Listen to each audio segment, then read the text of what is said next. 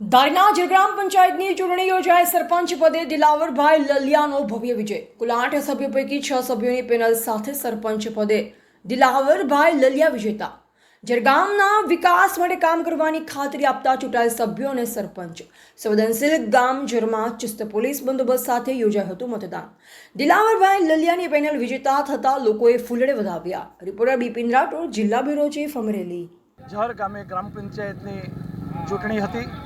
એમાં મારી પેનલ તરીકે દિલાવરભાઈ લલિયા તેમજ સભ્યોની ટીમ ઊભી રાખવામાં આવી હતી।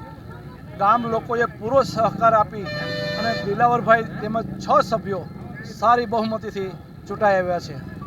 હવે જે વિસ્તાર અમારા ગામનો જે વિસ્તાર વિકાસથી વંચિત છે એ વિસ્તારમાં પ્રાયોરિટી આપી અને ત્યાં પણ પૂરેપૂરો વિકાસ થાય તેવી પણ હું એમને ભલામણ કરું છું।